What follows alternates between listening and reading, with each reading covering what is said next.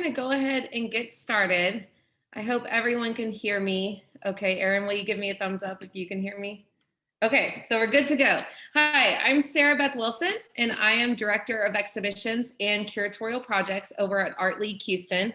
And welcome to you all to our first Zoom first webinar in general for our open call process.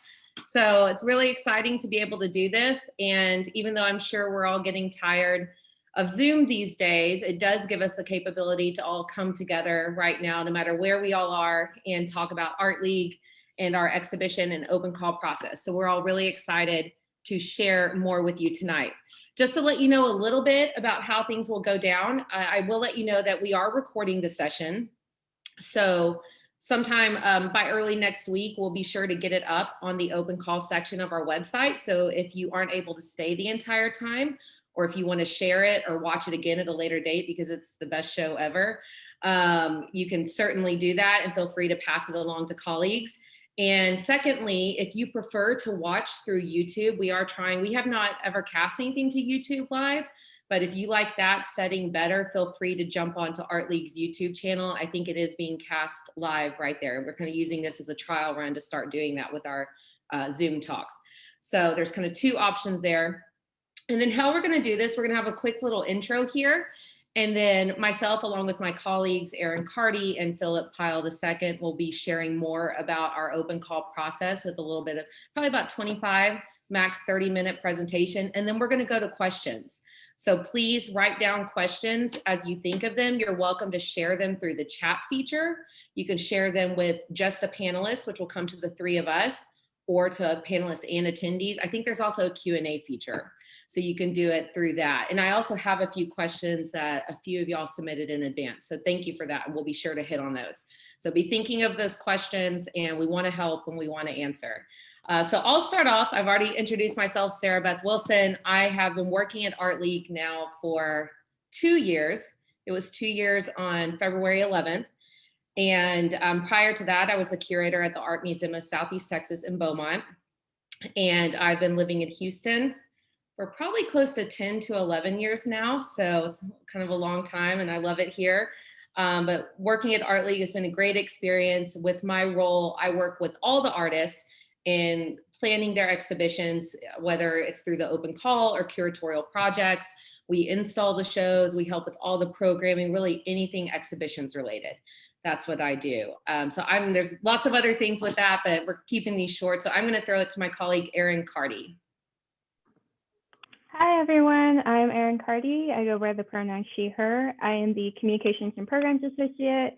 I've been at Art League for 2 years in July. Before that, I was a grad student at the University of Houston, where I graduated with my MFA, and I graduated with my BFA from Texas State University. I've been in Houston for about 5 years in August, so makes you really happy. I handle all the social media and all the technology side of things at Art League Houston, along with helping out with programs. So Sarah has basically adopted me to become a mini curator. So that's what I do at Art League. And I'm gonna kick it over to Phillip.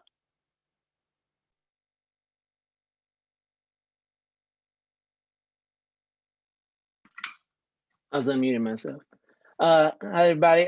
Phillip Pyle II. I'm a visual artist here in Houston, and currently the Art League Artist Advisory Board Chair, and very familiar with Art League. Have had numerous shows at Art League dating all the way back to like 2012. So just, happy to be here, happy to help, and let's go. Thank you both. I appreciate that, and I appreciate y'all joining me here tonight. So to get us going, I just wanted to share some visuals of past exhibitions. You can find all of the archives of our past exhibitions on our website under the Past Exhibitions tab, and I'll be showing you where that is in a moment. But I thought I'd begin by, let me see here, making sure my PowerPoint will go forward, showing some images from shows really from the past couple of years that were all conceived of through the open call. And I'm starting with main gallery exhibitions. We'll get into logistics with the main gallery more in a little bit. I'll move to front gallery after that, hallway gallery, and then our sculpture garden. And the key thing here I want to show, we're not really going to talk about the focus of the exhibition so much, but more just what type of application it was, whether it was presented by a solo artist or group show, or whether it was a curator who conceived of an idea in an exhibition and brought everyone together. So the first few images are from a main gallery exhibition not too long ago. It was pre-pandemic world, obviously, so you'll see people together in the galleries. This was Piñata Aesthetic, featuring, and you can see the artists from left to right here, Giovanni Valderas, Justin Favola, and Josue Ramirez. And this was a group show that was proposed actually by Josue. And interesting about this exhibition, while all three artists were working in the piñata technique, like with this historical technique, none of that, they had never met and never exhibited together. So actually at the opening, like there was kind of this fan moment they all had because they all got to meet each other for the first time.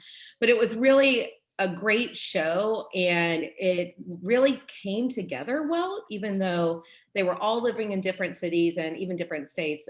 Justin Favola lives in Nevada, and they were able to conceive of this exhibition and present their material in a way, you know, where all three artists, it really came together nicely, I think. And here's a group shot of the show. It's a little hard to see, but we have a projector there with a video installation on the back wall. And then, oh, back when people gathered. So it's been nice looking at these photos. It makes me hopeful for future days. But that's another key component of all of our exhibitions. There are artist talks and sometimes other programming too that come together. Another show that took place in the main gallery was a site-specific installation by artist Taja Lindley out of New York. And Taja presented her exhibition as a solo project, so it was just her. She did have other components, like a performance that she had promoted with the show. Just due to budget and timing, that didn't really come together, but we do encourage artists when they're submitting to think of other components like performances and such that might work with their exhibitions. And we always try to make that happen. But this is a really cool, I mean, you can barely recognize the main gallery. This is a really intense installation. We had assistants in there, Erin and I mean, I know Erin, these are black trash bags along the frame of the outer gallery, and much time was spent hanging this installation, but it really transformed the space. Here's another shot, again, with a projection on. We'll talk about this a little bit, but this wall that kind of pops out here is no longer there. We had some gallery construction, and Erin will hit on that in a little bit later. And then a final show to look at for the main gallery was a two-person show, Bill Brown and Sabine Gruffett, that work with new media, in particular video installation. But this exhibition was interesting in that while it was also kind of new projections, it also used more analog media. So I wanted to show their exhibition and just kind of how, I mean, we really welcome all types of proposals. We want to see a wide range of media, solo shows, group shows, just really, we want to see it all. And we look when, and Phillip will talk about this, but when the board comes together to review applications, they consider that, you know, how many group shows do we have, solo projects, things like that. There's another shot of their exhibition. And then this is an example, this was Hira Hora from March of 2019. And this is a group shot of some of the artists. And then in the jacket right here, Reyes Ramirez, who is a writer and curator here in Houston, Texas. And this is an example of a group exhibition that Reyes submitted as curator. They conceived of the exhibition and proposed it with all of these artists. Most of them were located in Houston, but a couple were out of state at the time. So it was really cool seeing that come together, and also having a proposal from a curator that was like, I have this idea and I want to see this come to fruition, and here's a group of artists I want to work with. Moving up to the front gallery, this is Tamiko Jones, and not many people got to see this exhibition. This was actually the show on view right when the pandemic hit, about this time last year. But Tamiko proposed as a solo artist for the front gallery. And I'm showing this one because it shows really, I think, an interesting use of the front gallery space, and the fact that even though our ceilings are difficult, we can suspend. So we will always work with you to do the best we can to figure out how to suspend. Of course, objects that are lighter are easier, but we can make it work. And that's kind of part of the fun of troubleshooting the install, is figuring that out. And these are silk photographs, but they're printed on silk that Tamiko created. And Pritika Rajaria, another artist located here in Houston, but I wanted to show their exhibition just because I thought it was a great use of space as well, with more of a, pedestals, but also two-dimensional work and an installation in the middle of the space, kind of showing how you really can activate that floor space and have plenty of room to move around. So that's something to remember. I think a lot of the shows that, at least in my opinion, I just think look so dynamic and really interactive are the ones that activate all of that space. And then also a recent exhibition from early in 2020 was a two-person show presented by Donna Solomonova and Alex Guillen. Interesting about Donna and Alex is they proposed specifically for the front gallery. They had known each other in graduate school in Austin, but then they both split ways and one went to Brooklyn and the other to Philly, and were living in completely different states, and were basically FaceTiming each other to plan the show. They would laugh about how they would have these FaceTime moments of showing each other their work as they were creating everything. And you can see, I mean, this is a two-person show, but the work just flows really well together. I mean, they had a similar idea and concept behind the show, but were making work kind of in tandem, but also separate, in separate states and separate studio practices, but it just came together nicely. And our hallway gallery. I think sometimes the hallway gallery gets overlooked just because it's seen as this transient space, but when used well, it really is one of the more active, and to be honest, probably when we're in a non-pandemic world and like the building is open as normal, it is one of the most frequented spaces, and people really look at it so much, and it really has a lot of potential for interesting projects. This is TJ Mohamed, an artist who came in from New York for an installation. You can see that TJ has created, it's fabric that's mounted on a kind of heavy, I'm forgetting the word of what it was, but it has a heavy backing material that gives it structure. And so TJ affixed these to the wall, but in this really beautiful, like fluid way. That way it kind of flows throughout and really activated the space nicely. I mean, the show was stunning, colorful, bright. I mean, it really kind of made you want to walk through the hall. And here's a picture of people in the hall with the work from the opening. Another artist, Carmen Flores, who's located right outside of Houston, I thought also did a great job kind of reinventing. This is actually an installation Carmen had conceived of a couple years before and shown on the East Coast, but she reinvented it specifically for our hallway. So you can see how she used these really beautiful handkerchiefs that are hand embroidered with her installation. And Daniela Kuntz, I did want to include one, what I would think of, I don't mean this in a negative way, but more traditional, just two-dimensional hang, because that also works well in the hallway, depending on the size of the work. Daniela is an artist here in Houston that was selected through the Open Call, known for her watercolor works. They're exquisitely done and also very sometimes quirky subject matter. I don't know if you can see this, but there's these are kind of plays on words and lists, but this is all about beans. And there's actually a drawing of Mr. Bean right there, the character. So a fun show, but it shows that you can have this two-dimensional play as well in the hallway. You can see Daniela's show was up at the same time as Taja Lindley. So what you're seeing here is the main gallery in the background. And then I want to include one show that happened in our sculpture garden somewhat recently. And I'm just including this one because we really, I mean, especially with the pandemic, have not had many sculpture garden projects. And this is one that I felt in particular showed a great use of space out there. That was a recent show. This is artist Ann Wood out of Galveston, who had worked on installations that were really indoors primarily and wanting to explore how her pieces lived outside. And I thought Anne did a great job using the structure of the patio and the sculpture garden as part of her piece. She had these pieces that were mounted on the wall, the fence of jasmine back here, and really activated the space where like the picnic tables are and everything. So it's really kind of a big and cool space. And it's just important to remember that there's a lot of it, like literally the sky's the limit when you're outside. So really thinking about how that's perceived. And here's a couple more of Anne's pieces. One thing to think on, and you'll see these can lights, that was for the night of our opening. Of course, lighting outside can be a little tricky. We'll do our best to make it work, but that is something to kind of think on and help troubleshoot. Okay, well, that's, a real quick and fast look at some of our exhibitions. I'm gonna pull up real quick. I know my screen share stopped. Let me get our website up.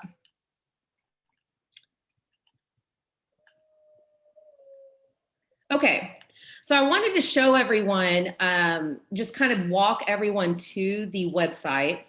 Let me clear something out of the way there.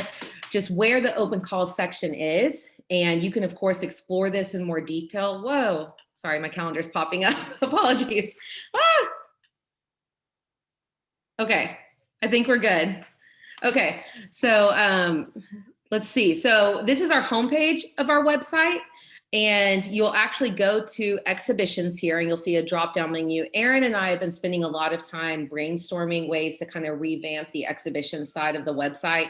So we will be kind of moving some things around soon, but we'll be sure to leave the open call alone. And we actually just spent a lot of time working specifically on the open call section. So let me go into here. This is where you can find all the details of our open call. This info will eventually go away because we're having the open call now. So thank you all for registering.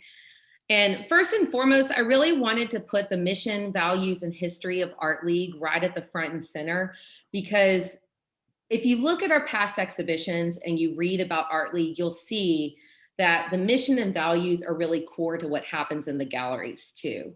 So I really encourage people when applying, and I think this is something to consider regardless of where you apply, whatever call you're looking at, to think about the organization and the fit of the work in that organization and how all that comes together.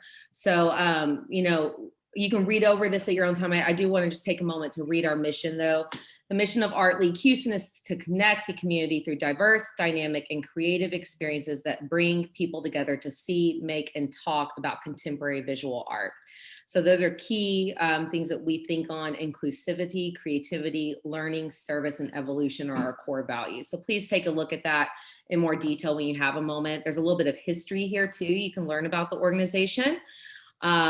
And then let's see, going forward, our exhibitions and visual art programming. We are looking primarily at the open call, and most of our open call exhibitions that were slotted for this year and this past year were postponed during the pandemic. Right now, if you come to Art League, you will see 2 exhibitions that are a part of our award programming, featuring our Texas Artist of the Year, Rick Lowe, and our Lifetime Achievement Awards artist, Celia Alvarez Munoz. So those exhibitions have been up for a really long time, and we extended the run of those just because of COVID, and we weren't quite sure how appointments would work and how long, people would be able to come in the gallery and all of that. Typically, those exhibitions are up from about September through November, about 11 weeks. And then our other exhibitions through the open call process are on view about 8 weeks. So that's our typical run of show. But you can read more about kind of just the general annual exhibitions and visual arts programming here.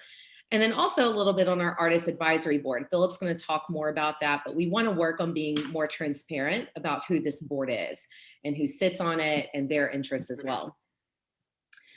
Key things to look at: dates and deadlines. So our open call is currently open and will be up through the end of day, November 30th, 2021. So you can submit your proposal through end of day that day, and it never fails. I get up the next morning because I get an email when all the proposals go through, and my email box is like maxing out. So it's all good. It doesn't matter when it comes in, because we will not start reviewing until the call is closed. So you can submit up till that very last minute, and that's totally fine. There's more details here you can take a look at. Key thing to remember is that these exhibitions from this call that's up right now will be programmed into our 2023-2024 season. So basically the call ends end of November. The Artist Advisory Board will review over the holidays and meet in January of 2022. And artists will be notified by end of February 2022. And then the following year will be when everything is programmed. If you have a question, please reach out. My email address is here. I want to help. I'm also happy to look at a proposal and give some feedback. I've done that for a few artists, and I'm always happy to do that. Our review criteria, I'm not going to go over these too much right now because Philip's going to address these, but these are key. And I will let you know that this is what the Artist Advisory Board uses as a starting point when they're looking at proposals. So keep these in mind when you're building your proposal. Submission guidelines. This is the link to Submittable. I'm just gonna pop that up right there. So you'll see, and this kind of just regurgitates some of the info we just had. You will need to make a free submittable account if you do not have one, but we only accept applications through submittable. We do not take anything by mail or drop off in person. It has to be done digitally. Artwork examples are asked for, visual artists, about 10 digital images. You do not have to submit that many, but you can do up to 10. Video and performance artists, you are able to put in a YouTube or Vimeo link, so you'll see that. Your proposal requirements up to 500 words, and we'll talk a little bit more kind of about some tips for that, and I have a feeling some questions will come in that'll help expand on that too. A working budget. This is something I'd really like everyone to consider, because this is also something that the board looks at. If you follow this link, I created kind of an example budget template here. It's very, very basic, but just including some idea, like especially if you know you're out of state and travel and lodging are gonna come into play, including some idea based on what you know of the proposal you're submitting you would need for your show. Art League does the best we can to financially support artists and help raise sponsorship funds to cover these amounts. It's always kind of a dialogue we have with the artist and, you know, based on what we can do, but we do as much as we can possibly do in those areas. And I will say in very close contact with every artist that's selected, so that way there are never any surprises on the budget. We want to make sure, and we don't want surprises, and we know you do not want surprises. So we try to be very clear on those things. Let me scroll back down here. Your paragraph biography, up to 500 words as well, and then you can also submit your resume. So some of that's pretty straightforward, but we can answer questions on that if you want to go any further. Artist stipends. This is a question I get quite a bit. If you are selected for a show and programmed into a space, your stipend is guaranteed based on that space. So if you're a solo artist and you are selected for a main gallery exhibition and accept that exhibition, the night of your opening reception, you would get your stipend of $1,900. So those are guaranteed. These funds are in addition to anything we can do to help you with shipment or installation supplies or anything like that. So we like to try to fundraise outside of this. Occasionally, sometimes artists use some of these funds to help cover some of those expenses too. But that's why that working budget is really important, because if you are selected, especially, that gives me and you something to start with and kind of see as we're working on fundraising opportunities and grants throughout the year, we can see kind of what we're going to need and project forward. So it all kind of depends on the whole spread, but we really try to do as much as we can to support the artists. And like I said, we stay in very close contact to make sure there's no surprises for anyone. We're wage certified. We are one of the first organizations in Houston to be wage certified. And if you do not know what wage is, I encourage you, there's a link here, you can look it up, but it's all about equitable pay to artists. So we kind of have set rates based on our annual operating budget. And those are what are dictated by wage, and that's what we offer. So we, you know, if an artist is doing a talk or any sort of panel, those are the kind of things we look at with that. Okay. So I'm going to pass it to my colleague, Erin. I'm going to stop screen sharing so Erin can go through. She's going to walk through some resources that I just want to say, Erin has done a wonderful job on this section of the website, and I'm so thankful she has, because this is way beyond my Photoshop skills. But Erin, go ahead. I'm going to let you take it. All right. So I hope everyone can see this, but I compiled a list of proposal resources. So when you go to the very bottom of the page, right underneath artist stipend, you can see a couple of buttons that we have that will take you to specific information for each gallery. So the main gallery, it will tell you about the main gallery, how much square feet of floor space is in there, what the artist stipend is, and then where the main gallery is located. So the main gallery is the first gallery on your left when you come through our patio doors. And then this is where you can access our main offices and the accessible restroom. Up next, we have gallery measurements, so you can get an idea of how much wall space and how much floor space you have, along with knowing where outlets are and motion detectors are. So there are certain things we can't remove, so like motion detectors, security cameras, so those have to stay. So if you're planning on doing a really intense installation covering the walls, just keep that in mind. And we have our current exhibition step as reference, so you can get the size of dimensions of the walls. And then just kind of like little notes like saying this leads to here, this leads to there. things like that. The next section would be past exhibition examples. So I list these by year, and you'll notice in the earlier examples that wall jutted out, but that wall is no longer there. You can see that in our new floor plan, that wall is completely flat. So these are just some ideas to give you some ideas of how the space is utilized, kind of like what Sarah did earlier with the PowerPoint presentation, and different ways, tons of different ways that the space is reutilized. Alice Briggs exhibition, The Writing on the Walls, is where you can see that wall is now completely flat. And then down here, we have downloadable materials. So feel free to download these photos, Photoshop, print them out, and collage your ideas on top of them, draw them out. This is for you to get an idea of how your work or how your installation will look in the space. And so I did that for all the galleries. So we have one for the front gallery as well. Same thing, tells you how much square feet, the artist stipend, where it's located within the Art League Houston building. So this is our gallery that leads out to Montrose, and this is how you can also get to Immersion Coffee Shop when that door is open. Once again, some different measurements we have, including stairs that lead up to our upstairs office. This is off limits to the public. I know that's a big confusion thing, but those stairs are not available to the public. Once again, outlets, where outlets are. Our AC units, we can't remove those, obviously. So if you're going to do an install on here, just kind of considering these little moments within our galleries. Past exhibition examples, once again, some ideas. The Unwaged was just a straight projection. We can cover the glass doors with, if you would want to do a projection, but please make sure you mention that in your proposal as well. So any little details about that, make sure you talk about that in your proposal or mark it on the downloadable material that I've so graciously provided, letting us know like, hey, I want to cover up, black out these windows, or hey, I want to hang something from here. That gives us a better idea of what we're working with. The hallway gallery photos are going to be a little bit angled because of the way it takes to photograph in the galleries, but it's the same idea. All of the studios are located through the hallways, so keep that in mind. If you're going to have sound, you're probably going to have classes going on at the same time. So maybe having headphones if you're going to have sound, trying not to disrupt what classes are happening. And then the hallway gallery, like Sarah said, gets a lot of traffic in pre-COVID times. So we have the connection of the coffee shop into the main gallery. So there are 2 entrances, plus all the students that come through the studio. So it does get a lot of foot traffic. So it's a really kind of underutilized gallery. And I think when people play with it, they do a really, really good job with it. Once again, floor plans, you can kind of see the little dip in the wall up here. Some past examples, Karis, and then once again, downloadable materials. Finally, we have the sculpture garden.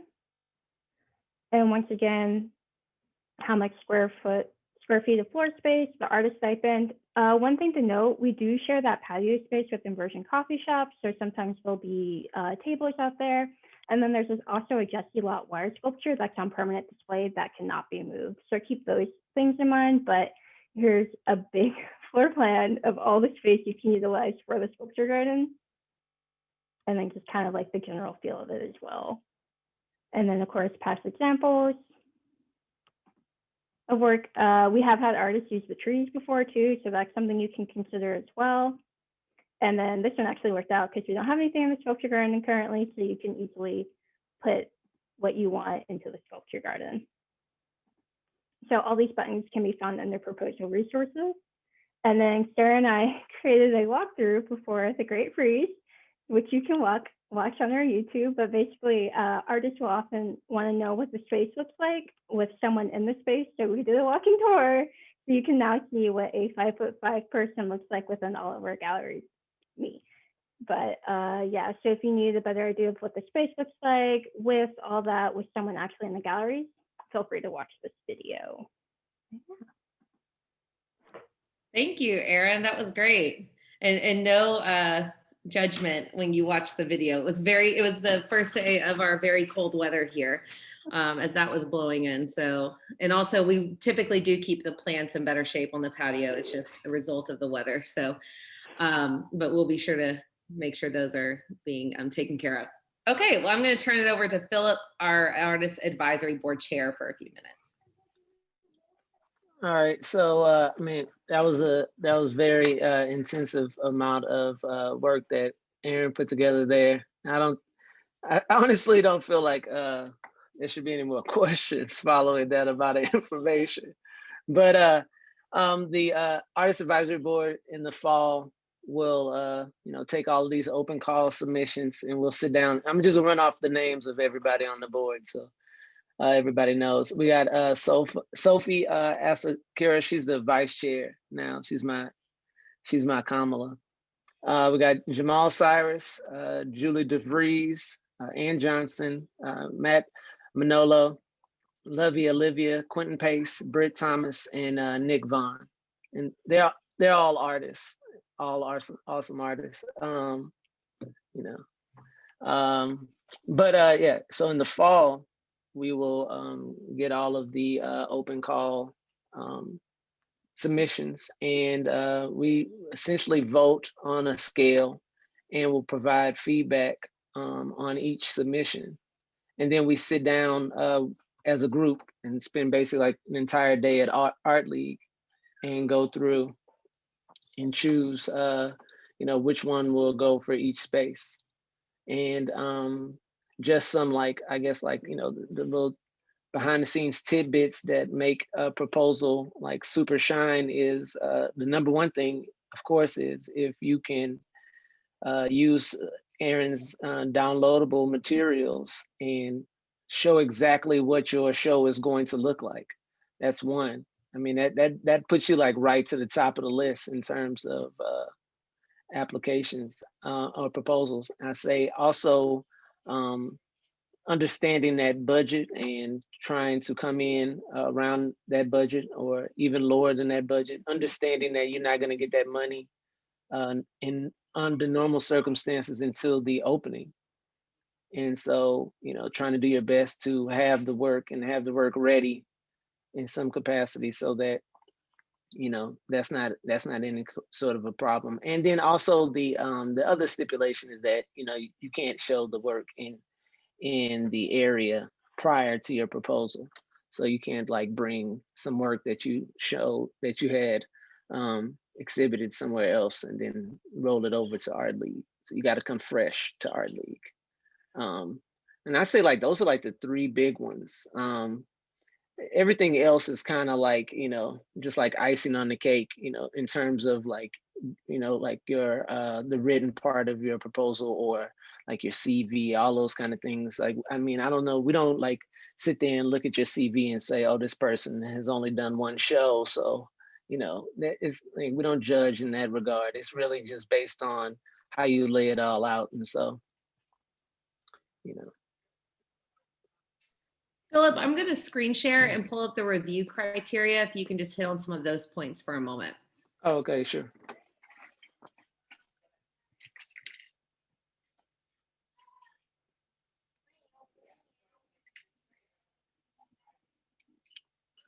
We have some good Q&A questions.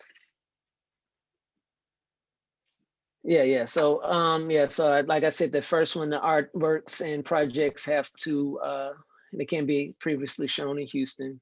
And of course, clarity and articulating your idea, that helps. Strong artistic quality, like using those downloadable materials and like showcasing it, it really helps. Artworks and projects that address social, political, and cultural issues relevant to the local community. Yes, I mean, it helps if you do something that like fits within the confines of Art League's mission. That definitely helps. Relevancy to current dialogues in contemporary art. Yeah, I hope so. Opportunities for compelling ancillary programming such as performances, film lectures, panel discussions, roundtables. Yes, if you have all that extra programming for your show, that is definitely a big help to arts organization, because not only have you done a show with your art on the walls or your videos on the walls, but now you also have some other type of programming that they can advertise for and get people in there to see it beyond just the coming to the opening or just like, walking in randomly off the street to see what's on the walls. Availability of curator and artists to play an integral role in execution of exhibition and events. Of course, yeah, you want Sarah to definitely be a big part of your exhibition. And platform artists, curators who reflect the local community, right? Same, just following Art League's mission. And I mean, they line the missions, you know, it's pretty universal mission. It's like, you're a good person, you make art, you fit in, you know, so. Thanks, Phillip. Yeah, we can Yeah. expand on some of those, but I think, like you said, we've got some good questions. And I've got a few that were sent in earlier. So why don't we start with, let me see, I'm going to look at some of the ones that were sent in earlier. So we had one person ask, is it rude or disrespectful to submit the same pieces to multiple calls if they do not specify exclusivity? So once again, in some of these responses, I can let you know, and Phillip as well, and Erin, like kind of what we think. Sometimes when they're more in general in relation to open calls, you know, other calls and panelists reviewing those calls may have their own opinions. So at least for me, in response to that question, I don't think so. At least in relation to to Art League's open call, we just want to be sure their work has not been shown in Houston before. So if you just had a show at Diverse Works or somewhere like that, and then you're looking for another organization to show the show, you know, that's great. We support you in those endeavors, but we don't want that same show. So we want something fresh for the area. Erin, Phillip, y'all jump in if y'all have anything to expand on that. I don't think it's rude or disrespectful. I've done that before with open calls. Like, I'll submit to a bunch of different calls with some of the same work. Just be careful and look at the dates when those shows are happening, because if two shows are happening at the same time and you submit the same work for both shows and you get into both shows, then you're kind of like, oh, now I have to figure out which one I want to do. So just kind of read your dates and make sure that they're not overlapping with each other if you do decide to submit the same work to a bunch of different calls. Yeah, I think so. That's good advice. We just had a question come in through the chat. Could you help connect an artist with a curator? I want to clarify a little bit on that review criteria. So if you're a solo artist submitting, or a group show, or if you're just an artist submitting a proposal, whether it's just of your work or a 2-person, 3-person group show, you do not have to be matched with a curator. Part of my job at Art League is to work with the artists that are selected through the open call and help you with every stage of planning the exhibition, managing it, install, everything. So I think those points we're hitting more towards if you're a curator. So kind of like the example of the Hira Hora exhibition that was in the PowerPoint where I mentioned Reyes Ramirez. Reyes is not an artist, a writer, curator, poet, and they conceived of that exhibition, built an exhibition with an idea, an artist, and they presented it to Art League. So it's not like if you want to have a show, you got to have a curator match to that. You know, we want your proposals as an artist and everything. I hope that answered. I hope that's clear. But yeah, so that, you know, please, you do not need to go find a curator to match those things. Erin, you want to do one of the questions coming in from the Q&A? Yeah, we got a lot of questions coming in from the Q&A. There they are. Doug wants to know, does ALH ever give feedback to artists and applications before the deadline? Phillip, you want to hit this one? I think we tend to wait until after the deadline. I mean, we pretty much don't really look at all of the applications till after the deadline. Yeah, I am happy, like if you have a question or would like me to read over your proposal and offer any suggestions that I have, but it would not go, although I help manage the Artist Advisory Board, they are making the decisions. So Phillip and the Artist Advisory Board members will not be reviewing anything till after the deadline. But I'm there if you have any questions, if I can be of assistance while you're putting together your proposal. I'm happy to do that. Erin, you want to ask yours, one of the ones that came in early? Yeah, so if you're an emerging artist, what should you put in the CV, especially if you are self-taught and therefore have no formal schooling or classes? Well, like Phillip said, you don't have to have an MFA or a BFA to have a show at Art League Houston. We're not looking at that. This proposal is for everyone, and we're trying to make it as accessible as possible. If you have any gallery shows, you've shown them before, I would recommend putting that on your CV, kind of getting like a buildup of any shows you've been in. If you've had an interview with anyone, I would put that, any teaching experience, just kind of building up smaller things, even if you don't have a degree in art. I think that's completely okay. I don't know if any of you guys want to go on with that. No, I totally agree. Yeah, and Phillip mentioned that too. I would say, really your written proposal and your visuals are what need to be. I think those are the big things that the board looks at. Like if you've never had a show and you feel like, I don't know what to put on my CV, just like, hang some work at your grandma's house and then write that on your CV. That'll get you some points, Big Mama's house show. Let's see, Phillip, are you able to see the Q&A down there, Phillip? Do you want to get one of those? I get a Q&A one. It says, person asks, what are artists required to provide their own video display equipment, TVs, projectors, etc.? And I know that Art League has like a few of those things, but. Yeah, I can probably elaborate a little bit on this. We have TVs, we have TV mounts, they're flat screens. We have Roku and media devices, and we frequently are upgrading those things. They're not super expensive, so we're typically able to do those things. Projectors, we do have some, but like in the visuals I was showing where you saw Bill Brown and Sabine Gruffett, that did like the really super techie show with like analog video too. That equipment was theirs because they both live in that media world, and the type of equipment they were using was like basically part of the exhibition as well. So in that instance, like they supplied all of that. But for a basic, like if you have a video piece that you would want projected, if we do not have a projector that would work, we would help find one that we would borrow or help source that. If you've got your own equipment though, great. That's always beautiful too. Is the modem in the bathroom now, or is it still in inversion? Because we don't give away all of our secrets, Phil. I mean, I just said I had to plug into that modem once, and I had to get on the ladder in inversion while people are having coffee and stuff. We just like to keep things fun and fresh at Art League, so it's a surprise. It's a surprise, but we will help you with all that. And if we don't know how to make something techie work, we Google it. So we are pros at figuring it out. But hey, this is something I will request. If you are thinking on presenting a proposal that has a lot of tech equipment in it, and you are selected, really clear instructions, things like that are always good. Because we'll be the ones turning everything on and off every day, and so just be sure you've streamlined those things, and we'll be there so you can coach us through it. But yeah, that's always good to think on. Awesome.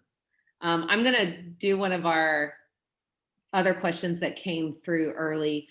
When you submit photographs of your artwork, can the artwork be framed or staged, or should it only show the artwork itself? I think that's up to you. If the frame or the staging of the artwork is important to the proposal and the design and like the installation that you're presenting, then I would recommend doing that. But if it's not, if it's just about the artwork, then I would think probably just images of the work.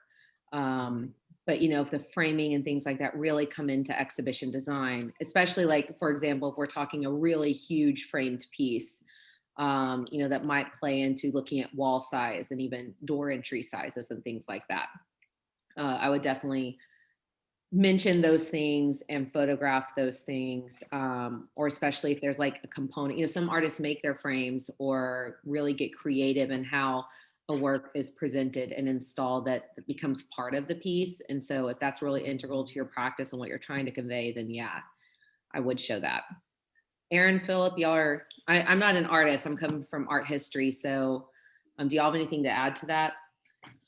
I would say if the frame, like what Sarah said, if the frame is crucial to the artwork, definitely include the frame in your photographs. If it's not, then you can just probably submit the photograph. I would maybe put like the frame sizes. So like say put photograph size and then put frame size with your oh God, I forgot the name of it, with your image checklist, kind of, so that way we have a better idea. For sure. Yeah. Cool. Yeah. If you just had an image of your work and you don't have, if you can't Photoshop it in a frame or something like that, you can get away with just showing the image of the work. For sure.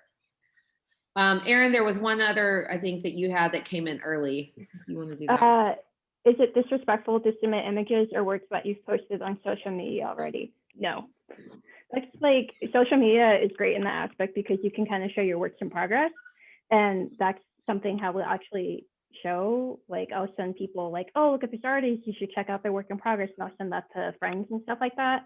So I think that's just a great way to get your stuff out there. But if it's been on social media, you're more than welcome to still submit it. There's no like, you show this on your Instagram on December 12th, 2019, you can never show the art. Like, no, like you're fine, don't worry. And then Phillip, there was a question we were talking about earlier with you that came in early. Do you want to do that one? It says, they said there are a lot of open calls from magazines, digital galleries, physical galleries, etc. Are there red flags or scam open calls? And how could you recognize these? I will say that if an open call that is not from an established organization and museum that asks you for money is a scam. Aside from that, like most open calls or any open calls is like an opportunity to show your artwork. But if they're not established, if it's not like Art League Houston or Skowhegan or Studio Museum of Harlem, which asks you for money for your applications, like outside of those, yeah, I would think they're pretty scammy. It's just all about like reading, like, the about and seeing, who the organization is, that sort of thing. Yeah, there's a website I would use called Cafe. It's like Call for Artists. So they'll have like a bunch of shows where you can go and submit your work, and they'll usually have a price. But for the most part, I don't think I've had any problems. But yeah, if someone's asking for money and it seems kind of sketch, or if they're like, my wife is really interested in your work, I'll pay $1,200 for, yeah, no, that's a scam. Like, and don't give any private information out through your email, please. Like, don't give credit card, don't give social security if they're asking for any of that. If they're asking you to click on like a weird suspicious link, hover over it to see if it takes you to an actual website or to some random thing of numbers. You can sometimes tell a lot too by looking at the past exhibitions and past artists they've shown as well. So like if those all look legit and you can find like track records of those and everything, then it's probably all good. But yeah, that is something to be concerned about, unfortunately. So I'm going to do one of the, oh, this is a good one. What is your typical acceptance rate for submitted open call shows? So I'll just share. We skipped the call this past year. Like technically the call was supposed to end, but because of COVID, everything getting postponed and all the exhibitions that were from our last open call that were supposed to be happening over the current year and are pushed into next year. The last open call, I believe we had close to 150, 160 applications. And then I want to say the one before that, it was close to 200 to 300. That was before I was working at Art League. So it varies. I would anticipate this call probably has a lot by the time it closes, just because I think, people are going to be ready to get out there and show work. But it just really varies. And as far as acceptance rate, I will work with Phillip to go ahead and slot, like, this is how many main gallery shows we're looking for. This is how many front gallery. I think the last call, about 8 shows were selected in total. And a couple of those were main gallery, 2 or 3 front gallery. I mean, this is kind of off the top of my head, but so it gets pretty competitive. So that's the other thing that I really encourage, and this is something to remember. We've all been through this. Like, I had a professor tell me this when I was applying to graduate programs, and like finding out that there was one that I just like was sold on and I didn't get into. Keep applying. The Artist Advisory Board rotates. There's always new members coming on annually. And their terms are typically 1 year with the option for a 2nd year renewal. That's different if you go into the chair or vice chair role. You can stay on longer in those roles, but it's rotating. What they're looking for is rotating and changing. So keep applying. Just because you do not get in one time, you may get an acceptance letter the next time. That's going to be constantly just shift based on what's going on, and also just like who applies and what shows are out there. So I hope I answered that with some specifics. Phillip, you want to do one from the Q&A?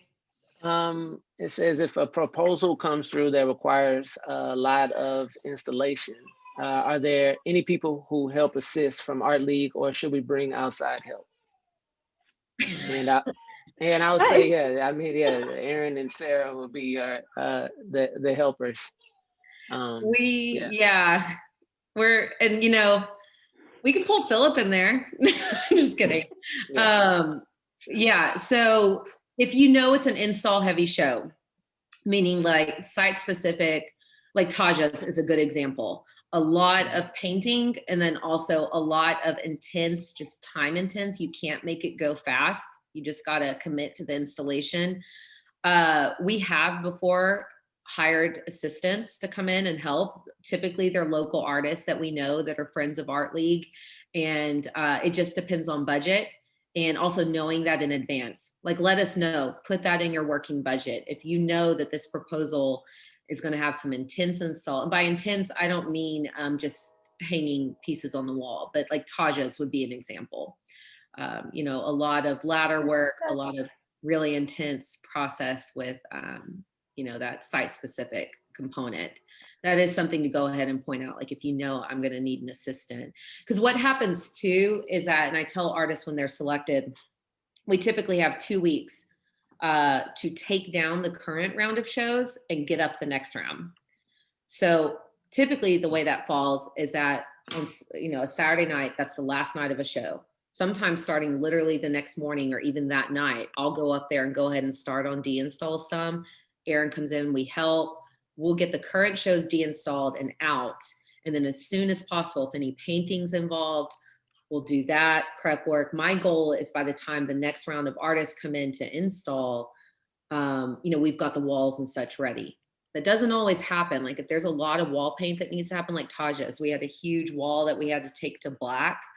You know, that takes multiple coats and a lot of time. So sometimes, you know, install can be happening a little bit simultaneously with those things. But we are jumping around and helping the front gallery, hallway gallery, main gallery, and if there's a sculpture garden, all of those artists at the same time. I try to stagger the artists as they come in, but you know, there's always sometimes moments where we're kind of all there together. So sometimes it works really beautifully. We're like, we can do focus on this show, that's done, move to the next.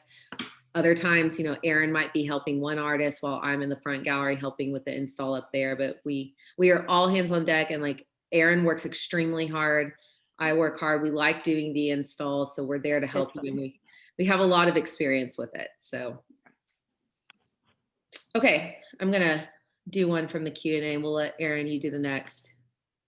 Is it possible to apply for 2 spaces at ALH for the same time period? If, for example, you wanted to expand your show out from the main space into the sculpture garden space? Good question, and we do not do that. So with the photos you'll see, like with Celia Alvarez Munoz's show that Erin used as some of the resource material, the reason you see her on view in the front gallery and the hallway gallery is that that's part of our award program exhibition with the Lifetime Achievement Award. With the open call, we typically do not expand and flow into the other spaces. I'm not going to say like it won't ever happen. Everything's different now. So, you know, don't hesitate to ask if you're selected, and we want to brainstorm that some, but it typically, you know, the spaces are, there's a lot of applications, and so we fill those spaces. So that's typically, you know, it's focused on one. But that being said, you can submit multiple proposals. Like if you like the main gallery and have an idea for that space, but then you also really like the front gallery and want to present a proposal for that space, you can submit multiple proposals. And you can also say that you're flexible in the space. So, Erin, you want to do one? Yeah, so there's actually two questions about the same one for this. Does work shown solely in student galleries / shows count as work that should be not submitted to an Art League Houston show? Someone else also asked, do student shows count as shows shown in Houston? That's a good question, and it kind of depends. So we have shown some work from recent graduates that had been seen previously in Houston, but because the shows that they were in were very short runs and had there been a little bit of time, we made an excuse in that situation. So ask in that case, there's a difference in our mind to a show like, I'm just gonna, Galveston Arts Center. I know it's not Houston, but it's very close. Okay, so if you do a show with Dennis Nance at the Galveston Arts Center, and you're wanting to bring that exact show versus you had a show, with 2 pieces or a small body of work that was only on view for like a week or 2 weeks, that might be something a little different that we would consider. Just because, the difference in how long the show was up and how much work and also the audience. I know sometimes with university exhibitions and locations of those, it's not as easily accessible to like a big community. Like Art League is in a very prominent place, that people just coming in and out can see. So, there are times we make, we will work with you on that. It's just case by case in that sense. Phillip, you want to get one? Okay. Is this call for a single season, or will there be several exhibitions during the open call season? Is this? And, they're saying it would be, is this a call for just this current, this open call is for 2022, for the next like. Well, 2023. 2023, wow, Yeah. Okay.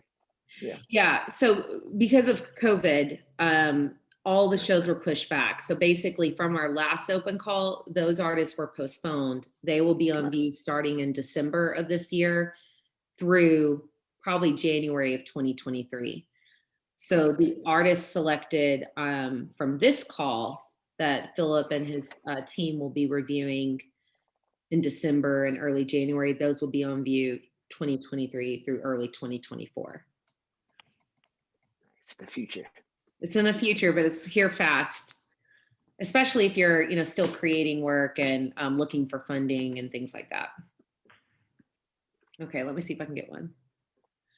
Let's see, are there color limitations for painting the walls? For instance, can I paint the gallery wall pitch black? Do you have wireless headphones? Well, let's answer that question first. There's multiple questions here. No, we can paint we'll work with you on paint color. Paint can get expensive. So depending, our basic paint color is gallery white, just it's like bare ultra premium 1050. I don't know why I know that off the top of my head. That's because we have to keep buying it. I'm sorry. That kind of nerded out a moment. It's just a basic white. If you want something other than that, we'll talk. If it gets to be where, let's see, how can I describe this? If you're wanting an accent wall, like one wall painted black, that's probably something we can put into the exhibition budget and purchase and have done before you come in for your install. If wall paint and wall color choices really go into like a site specific installation and really take over the entire space, we would need to talk more, and some of those expenses and time, like we need to figure that out. Just because especially certain colors of paint sometimes can get really expensive, but for the most part, we can cover that and we can do whatever color. So don't hesitate to ask. I like to always say, like, we want to make it happen. Our job is to support the artists and make their vision happen. So how can we do that? Within a budget and within means, but we'll figure it out. Let's see, there's another part to that. Do you have wireless headphones, or are they attached to the walls for the public to use for the sound component of an installation? Erin, ours are attached. Wait, they're wireless? No, they're wired. So they're wired. like yeah, they plug into the TVs, and like we have little pegs we can hook them on. We may have one set of wireless. I'm gonna have to look in the box. Yeah, I think we have one set of wireless, but those are things that could be discussed. let's see, what is the maximum time set up for an installation? So, 2 weeks. well, we have to consider de-install. So it depends. I'll work with each artist to kind of set the install schedule, but typically we say about a week. We can sometimes figure out ways to give you more time, especially if like the previous shows don't take much time to de-install. If that's the case, then I'm more than happy to let the current like upcoming artists go ahead and get in the space and start installing. You know, it just helps us all. But it really depends on the transition from that, what was on view previously to what's coming in. But so if you need a baseline, we try to at least give everyone a week. I just wanted to, and also mention when you said like Art League will make it happen, that I was involved in a show that had a tree trimmer in the main gallery. I was also in the show that had a wrestling ring in the main gallery. So Yeah. like Art League made that happen. Yeah, we like to make it happen. We've made some pretty incredible things happen. We're always just like, oh, we did that. We're really proud. Yeah, it is kind of cool. Yep. Okay, Erin, you want to do one? Yeah, we just got a question in the chat. How does the artist schedule programming based on Art League Houston hours? Oh, that's a good question. So if you're looking at additional programming, like say you have, you know, this exhibition that you want to do, but then also a panel discussion featuring a couple of other artists that you've been brainstorming that fits with your focus and your practice, I would work with you, you know, to set dates and look at the Art League calendar and a time. So as far as your proposal, just put that idea in there that I've also been conceiving of this performance or this panel discussion that would include these people. And you can put a note in there, you know, I would work with the curator to plan this and all of that, but just put the idea in what it is, but then we would work together to plan all the components of that. Yeah, if it's a talk, we can usually plan it pretty easily in the evening on a weekday, no problem. We did that with Ancillary Bridge and Julian Cardona for her show. If it's a class, we would also need to talk with our the director of education, Alberto Caliaga, because we would need to work around with the school schedule as well. So if you wanted to have like a class, like a one-day workshop, we would need to see what studios are available. Are we conflicting with any classes? But if you have programming ideas, to put it in your proposal. We'll find a way to make it work out.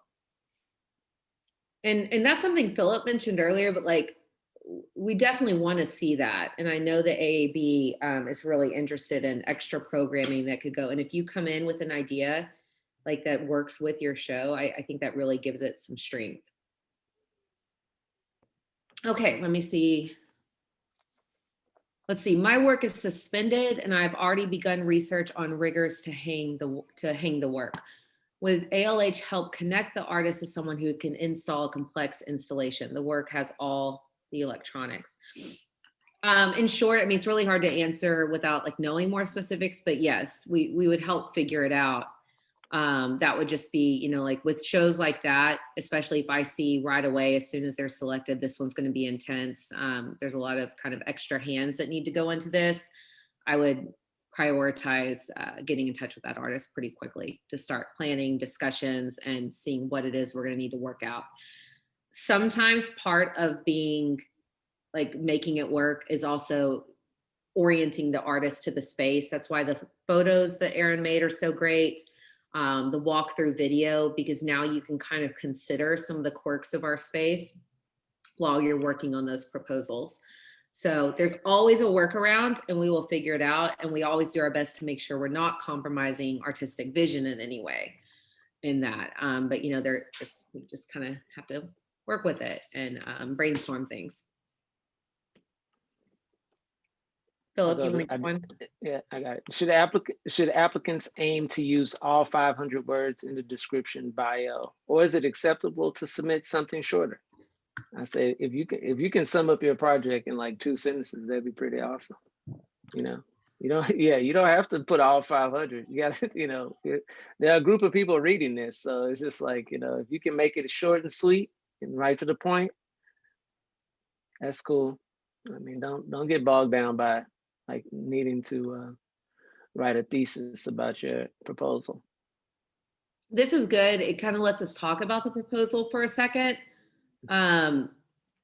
I think at least what I remember hearing in the discussion, because I did sit in on the last, so like I've mentioned before, I do not vote on the shows, but I will sit in and answer questions about Art League space. Like sometimes Phillip and the other members might be like, is this feasible? Is this budget feasible? So those are questions I can answer.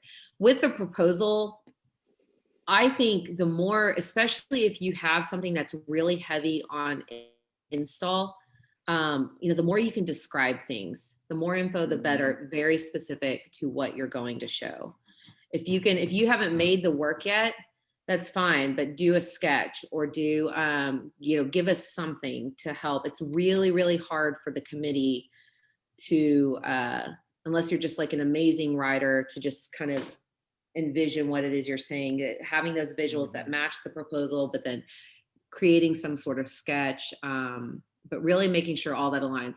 I recommend before you submit, find someone that you know that is not in the art world at all. And we all know someone, and have them read it and just see, can you understand what it is I'm proposing? I think that's a good test. I mean, sometimes I do a lot of writing projects and I'll get my husband to read them. He's not in the art world. And I'm like, does this make sense? Because it needs to be understandable. And especially, when you're thinking about it like to a group that's reviewing a lot of proposals, the ones that are going to stick out are the ones that they can clearly see. Okay, I'll get one. What percentage are Houston-based artists? That's a good question. I would say it's a pretty even mix. We do like every round. When I say round, I mean like 8-week period where there's a show in each space. So like the first round this fall will be in December. We like to try to be sure that there's a Houston artist on view each round, if possible, just because, it also helps with attendance at openings. It seems so weird to think about like hundreds of people in the building, but, depending on the show, we could have 300 to 500 people coming through the building during an opening. And we do see that there's a lot more people coming through and just more action with a local artist in the mix too. But also we want to support our local artists. So, I mean, that's the other side of that. They're the backbone of what we do. And Houston has a really vibrant art scene. So we've shown artists from other countries, but we also show a lot of local talent that's right here. So it's a pretty even spread. Phillip, I don't know if you want to add on that from the AAB. Yeah, I mean, it was all based on like trying to help with scheduling and making sure it was like a nice balance. We didn't want it to be like somebody from out of town in the front, somebody from out of town in the main at the same time, that sort of thing. Balance it all out. Yeah. So there's a lot of logistics that get involved with that. Erin, you want to get one? Do you give feedback on rejected proposals? We did this over the summer, actually. So Phillip and I are going to work on making sure that's built into their review process this year. And it'll be something, hopefully, it won't come right away. It'll take a little bit to formulate and everything, because we want to be sure it's organized and clear when presented to every artist. But the goal is to give every artist feedback. We're going to do it. Yeah. Yeah, no, it's gonna be easy. Yeah, we can do it. Last year, Erin and I did offer feedback to anyone that was interested and set up Zooms with people. I think we probably did close to 20, 25 Zooms, something like that, that wanted, some extra look at their proposal and just get some feedback, so that, we can entertain those ideas down the road. But the goal is to do feedback, and we do think that's very important. So yes, you will be hearing from us. Okay, and I'm going to get Okay. Oh yeah, I'll grab it. How does one become part of the proposal board? By invitation? Well, Phillip, I'll let you hit this first, and then I'll do it.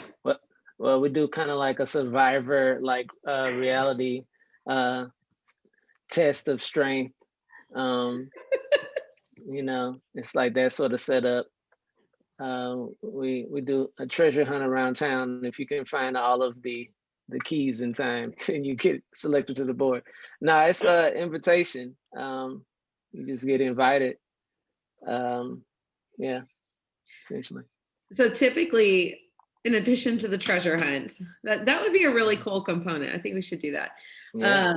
Trial by fire. The Artist Advisory Board is typically selected by previous Artist Advisory Board members. So I have kind of an ongoing list that as people rotate off the board, we always ask for their recommendations, and we keep that, and it just keeps building. And so it's cycled through in that way. And also the chair, will reach out to them and get their thoughts. But that's how those are selected too, in addition to treasure hunts. So yeah. America's Next Top Model style, giving you your photos. That's how I became chair. I have one photo in my hand. Right. Okay. Any other questions? I think we might have gotten them all. I think that's helpful. Trying to think, if you can do a diagram of the space and everything, that's really helpful. I remember seeing some artists that had done that, and I know the board liked that. It let kind of consider exhibition design. Also, this is something that came up. Totally fine to select that you're flexible on the space and let the Artist Advisory Board pick what works. But also, if you do know that like your work would only work in one space, we really encourage you to select that and then gear your proposal towards that. It'll probably be stronger in that sense. Oh, we got one more question. Say, can you post? Yeah. Oh, no, oh, can you post accepted proposals? And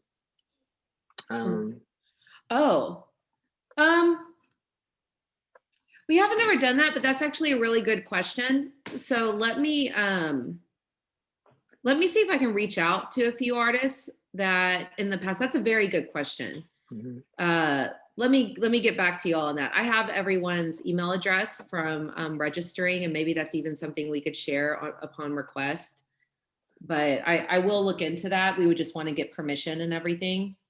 But I could share a proposal. There you go, right there. So yeah, I think we can. If you're interested in, let's see, maybe the way to go about that. I'll type my email in the chat here. But if you're interested in seeing a past couple of proposals or so from the past few years that were successful and accepted, we'd be happy to share those. So just shoot me an email and I can share those as I get them from Phillip, and then we'll talk to a couple other artists too. Always keep in mind though that Artist Advisory Board rotates. So, yes, the proposal was successful, but like also the people selecting are going to be different. So, there's a question. Do you have sister relationships with other art leagues in other cities? Not really. I think it's just by like name that we're art league, but sometimes what other art leagues do isn't necessarily aligned with what we do. I remember I had someone calling asking about the art league in Alexandria, Virginia. And the only reason I knew it was Alexandria, Virginia is because my family's from up there and I worked at the torpedo factory where it's located in. I'm like, we're not that art league. We're Art League Houston in Houston, Texas, not Virginia near DC. So not really. I don't know if you guys want to answer any more to that. If you show with us and everything, I'm always happy to have, kind of conversations with you about other spaces you may want to look at, and any overtures I can make to help support that. I'm always happy to do. We have a good network, and oftentimes, when you have a show up, other curators and organizations are coming through. So, whatever we can do to be supportive of y'all, we want to do. But we do not have, as Erin said, we don't have anything set up at the moment that, has a direct, like you show here, then you move to here. Who knows in the future, but. There's another question that says, do you advise a quick trip to Houston to see the spaces? And I would recommend looking at Erin's YouTube video. Unless when she says like quick trip, like she lives in the Woodlands. I'm not sure where she's coming from, but yeah. The video is really helpful. In fact, a lot of times with out of state artists or really out of town artists at like a quick, afternoon. Oh, she said New York City. She's in New York. Oh. No, watch the video. Watch the video. There you go. Yeah, watch the video. I mean, if you're in the area, please let us know. But yeah, watch the video. But I often do that. I'll do like FaceTime walkthroughs. So we finally decided let's just do a little video. I've witnessed these FaceTime walkthroughs many times. I just see her with her phone walking through the galleries. Let's see, we've got do I do studio visits? I do enjoy doing studio visits. You're welcome to email me. Some of those have been happening virtually. I'm starting tapering back into doing those in person more often. But please, if you're welcome to email me, and I'd love to talk about setting something up. I'm gonna email you. I'm booked, Phillip, so let's see. Mm-hmm. Any other questions? I think we just have thank you so far, but if you have any questions, you could always email us. Email Sarah. Email. You're welcome. Popping by Art League is a little hard right now. We do have our shows up, so please make an appointment if you are local or you happen for one reason or the other to be coming to Houston. Make an appointment to see our shows. If you go to the exhibitions tab, drop down to appointments, you'll see you can follow the links. We have some COVID protocol up. We're doing temperature checks. Masks are required regardless of what our governor has announced. We are all wearing masks. We're all at our homes right now, so that's why we're not wearing masks. But you can see our protocol and then you can make an appointment. So it's not really where you can drop by at the moment. Please be sure to make that appointment. But come look at the space if you can. Check out the exhibitions and apply. You've got plenty of time. Email me with questions. We're here to help. We want to look at them, and this webinar also is recorded and will be going on our website. So please feel free to share that too with any friends or colleagues who might have missed. Okay. Well, I think that's it. I just want to say thank you to everyone. I can't wait to see your applications. Yeah, good luck, everybody. Okay. Bye. All right. Bye, everyone. Have a good evening and stay safe. Okay, I'm going to go ahead and end it. Okay, Phillip and Erin, thank y'all. See y'all later. Bye. All right, bye. Bye.